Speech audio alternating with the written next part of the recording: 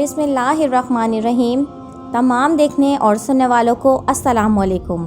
منو سلوہ، آسمان سے اتارا گیا ایک لذیذ اور معجزاتی غذا۔ یہ کھانا بنی اسرائیل پر کب اور کیوں اتارا گیا تھا؟ کیا یہ غذا جنت سے آیا تھا یا زمین پر پیدا ہوا تھا؟ بنی اسرائیل نے ایسی کیا نافرمانی کی تھی کہ جس کا اثر آج تک کے ہر کھانے میں موجود ہے؟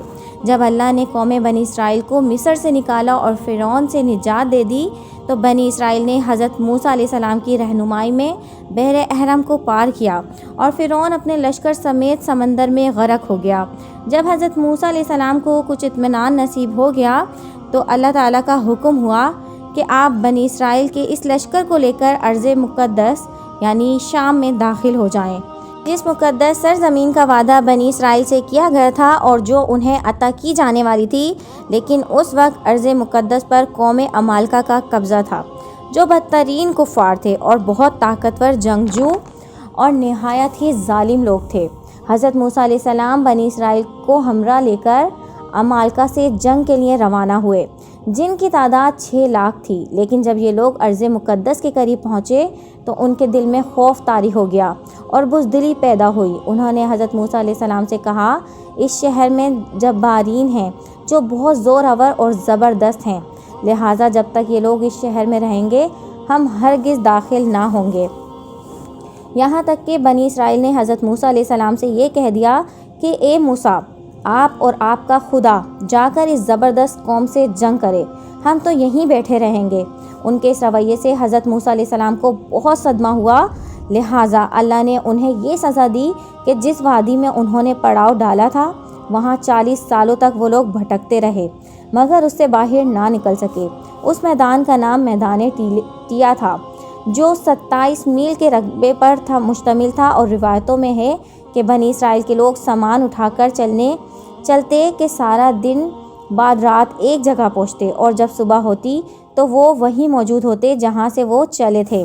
لہٰذا بنی اسرائیل اس میدان میں پھنس چکے تھے اور ایک ہفتے میں سب کا سب سامان ختم ہو گیا تو ساری کی ساری قوم توبہ اور استغفار کرنے لگی اور معافیاں مانگنے لگی۔ میدان ٹیا میں اس سخت امتحان اور مشکلات کو دیکھ کر حضرت موسیٰ علیہ السلام کو اپنی قوم پر رحم آیا۔ آپ نے اللہ رب العزت کی بارگاہ میں ان کے لیے دعا کی، لہٰذا اللہ تعالیٰ نے بنی اسرائیل کے لیے اس میدان میں بے شمار عطائیں اور نعمتیں نازل فرمائیں۔ جب بنی اسرائیل کو پیاس کی شدت محسوس ہوتی تو حضرت موسیٰ علیہ السلام نے اپنا عصا ایک چٹان پر مارا تو اس چٹان سے بنی اسرائیل کے 12 قبیلوں کے لیے 12 چشمے جاری ہو گئے۔ سبحان اللہ! کیونکہ یہ وادی وسیع میدان پر پھیلا تھا، وہاں سر چھپانے کے لیے کوئی جگہ نہ تھی اور دن کے وقت سورج سے دھوپ اور تپش سے بنی اسرائیل بدحال ہو جاتے تھے، لہٰذا دھوپ سے بچاؤ کے لیے ایک بہت بڑا بادل سارا دن بنی اسرائیل کے لوگوں کے لیے سایہ کرتا رہتا تھا۔ اس کے علاوہ رات کو میدان کے بیچوں بیچ ایک چمکدار ستون اترتا تھا جس کی روشنی میں وہ لوگ کام وغیرہ کرتے تھے۔ اس کے علاوہ بھی اللہ تعالیٰ نے ان لوگوں پر بہت زیادہ عنایتیں کی تھیں۔ انہی عنایتوں میں ایک نعمت منو سلوہ تھا۔ دراصل اللہ تعالیٰ نے ان لوگوں کے لیے کھانے کے لیے آسمان سے 2 قسم کی غذائیں اتاری تھیں، ایک کا نام من اور دوسرے کا نام سلوہ تھا۔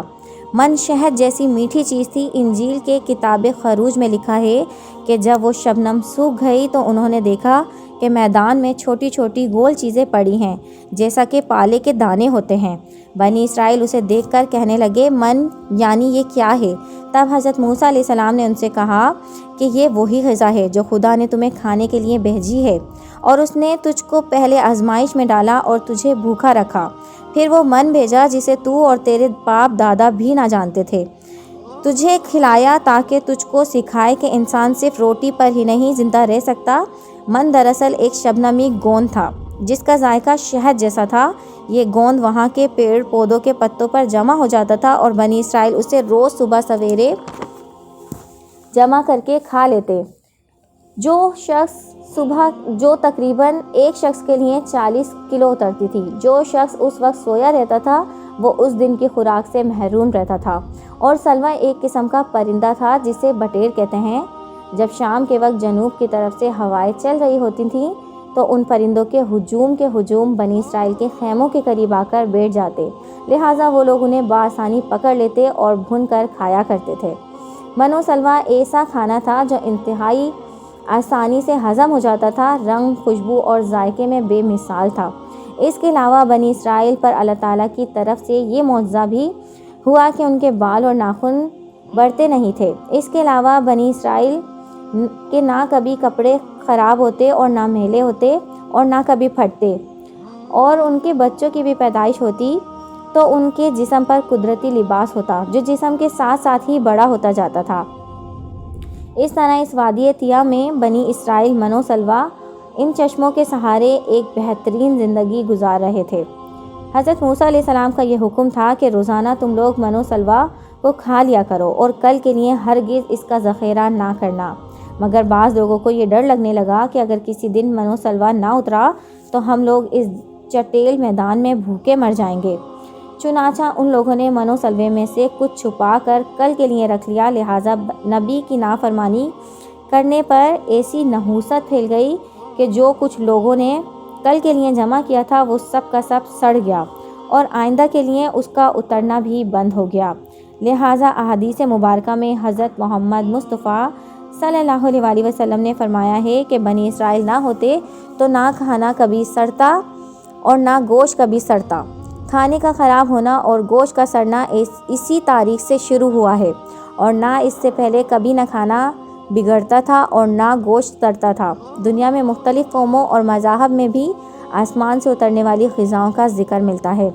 اللہ تعالیٰ نے بنی اسرائیل کی نجات کے لیے سمندر کو چیر کر راستہ پیدا کر دیا، وادی طیٰ میں ان کے لیے بادل کا سایہ بھیجا، ان کے پینے کے لیے چٹیل میدان میں چشمے جاری کر دیے اور کھانے کے لیے آسمان سے من و سلویٰ بھی نازل کیا۔ لیکن بنی اسرائیل کے لوگوں نے اتنی نعمتیں ملنے کے باوجود اللہ تعالیٰ پر توکل نہ کیا۔ ان لوگوں نے اللہ تعالیٰ کے معجزات کو اپنی آنکھوں سے دیکھا تھا، لیکن اس کے باوجود انہوں نے کھانے اور اگلے دن کے لیے جمع کرنا شروع کر دیا تھا اور اللہ رب العزت پر توکل نہ کیا تھا۔ بالکل اسی طرح جب ہم کسی پریشانی میں مبتلا ہوتے ہیں تو ہم اللہ تعالیٰ پر توکل نہیں رکھتے اور یہ نہیں سوچتے کہ اللہ رب العزت نے ہمارے لیے کیا کیا کیا ہے، اور ہم صرف یہ سوچتے ہیں کہ ہم اس وقت کتنی بڑی مصیبت میں پھنسے ہیں۔ مشکلیں چاہے جتنی ہی بڑی کیوں نہ ہو جائیں، ہمیں یہ سوچنا چاہیے کہ ان سب مشکلات سے بڑا ہمارا اللہ تعالیٰ ہے۔